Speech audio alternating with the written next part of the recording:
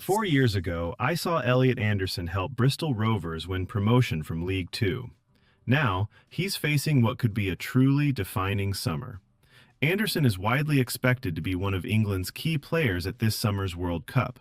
His stellar performances for Nottingham Forest have generated such significant transfer interest that he's likely to become the most expensive British footballer ever. This 23-year-old has quickly become a crucial figure for national boss Thomas Tuchel, earning 8 caps this season, which is remarkable considering he was called up by Scotland just 3 years ago. He's expected to start alongside Declan Rice in the heart of midfield when England kicks off their World Cup campaign against Croatia on Wednesday, the 17th of June, with the match starting at 9 p.m. British summer time. As he prepares for that, his club future remains uncertain. Forest has already turned down a significant bid from City for Anderson, as owner Evangelos Marinakis is reportedly holding out for £110 million. Becoming one of the Premier League's top performers, Anderson made 12 appearances for England under-21s, scoring 2 goals. Anderson was eligible to play for Scotland because his grandmother was born in Glasgow, and Steve Clarke initially selected him for their Euro 2024 game against Cyprus. However, he pulled out due to injury, before ultimately choosing to play for England, helping the Three Lions win the European Under-21 Championship last summer. Even though Liverpool's Harvey Elliott was named player of the tournament, scoring 6 goals, including the opener in the final win over Germany, Anderson stood out so much that he was picked for the best 11. He played alongside Bournemouth's Alex Scott in midfield, providing England with a solid foundation. The Forest player's tireless running was particularly impressive in the 3-1 quarter-final win over Spain. His injury time penalty propelled England into the semi-finals, where they beat the Netherlands on their way to retaining their title in Bratislava. That summer proved to be another platform for Anderson, and he carried his excellent form into Forest's rather chaotic season. Despite playing under 4 different managers in a successful battle against relegation, Anderson has been a consistent presence. In the 3-0 win at Tottenham in December, which moved Forest 3 points above the drop zone, Anderson created the most chances, with 3. He completed more passes, 38, won possession, the most, 9 times, and made more tackles, 6, than any of his teammates. He impressed the staff with his commitment and regularly talks to coaches to discuss the best ways to improve both himself and the team. His positional awareness has also earned praise, though his incredible work rate and desire to cover as much ground as possible sometimes mean he can tire himself out. Forest views Anderson as a demanding individual, both of himself and his teammates, and they believe he has the potential to become a truly complete player. "It's been a big 2 years," Anderson said. He moved from Newcastle for £35 million in 2024. "I think I've done pretty well in the time I've been here, both on and off the pitch. I've matured as a person as well, and I'm thankful to the club for giving me that platform, for letting me go out there and do my stuff." In players' careers, you never really know where you're going to end up. Moving from your hometown is a significant step in your career. It was definitely something I needed to do, and it has turned out really well. So, I'm happy I made that step. Big interest from Manchester clubs.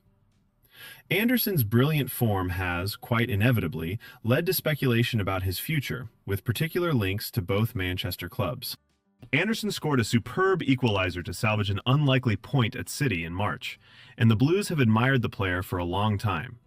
They firmed up their interest last week with an opening bid, and I hear they are expected to make another offer.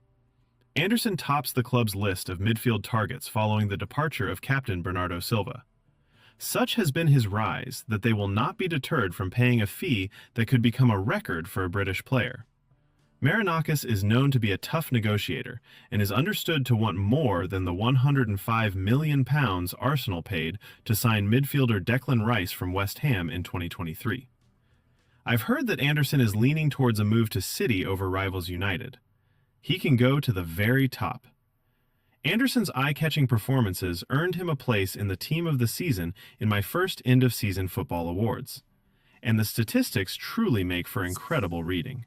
Among all top-flight players, Anderson managed to have the most touches of the ball, 3,300, win the most duels, 297, win the most fouls, 80, win possession the most times overall, 306, as well as in the middle third, 154, and the defensive third of the pitch, 127. Among central midfielders, he made the most line-breaking passes, 376, completed the most overall passes, 2,038, and made the most dribbles, 95. He became the first player since Rice in the 2019 to 2020 season to win possession more than 300 times and make more than 100 in a Premier League season. Out of possession, he worked incredibly hard too. His 1,895 high-intensity pressures were the most applied by a central midfielder. To some, his success comes as no surprise at all.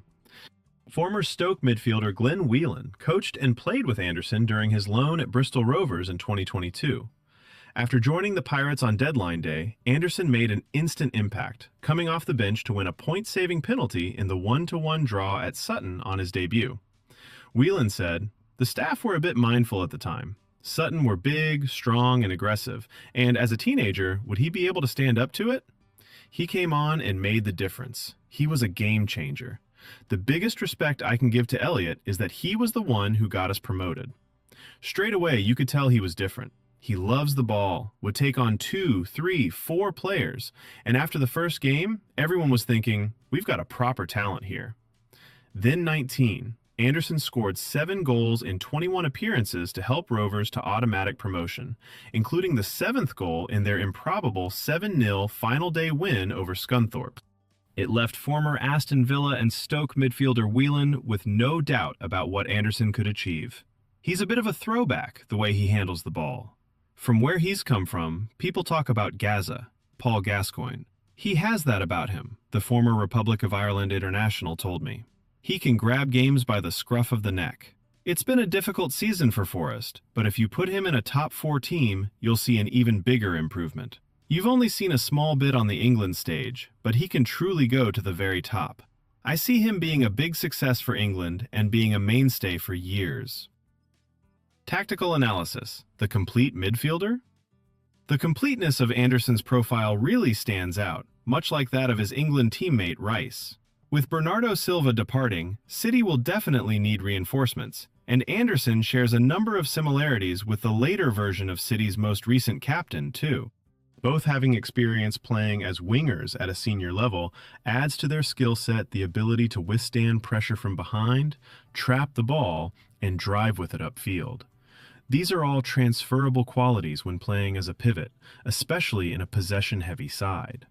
That becomes increasingly valuable in a league where opponents are more willing to press man-to-man and deny midfielders the time to turn. Anderson moves proactively in midfield, either diagonally away from his marker to show for the ball, or to open up passing lanes for the center-backs to find players higher up. His intentional movements force a presser to choose between following him and leaving another player free, or holding their position and allowing Anderson to receive. When paired with another technically able midfielder like Rodri, this could really help City progress the ball cleanly. He isn't shy about taking responsibility for the build-up, and it's a testament to his quality that he is trusted to do so for England. His versatility allows him to push into more advanced positions, providing numerical overloads without compromising quality. He's a player who attacks well, moving into the final third. Alternatively, he can drop in and sit at the base of midfield. This is likely to appeal to Manchester City, who, through midfield rotations, would be able to pull defensive structures apart.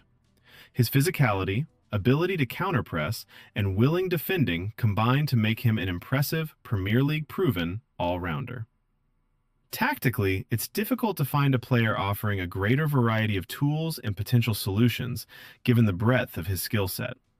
A version of this article was first published on the 30th of March, 2026.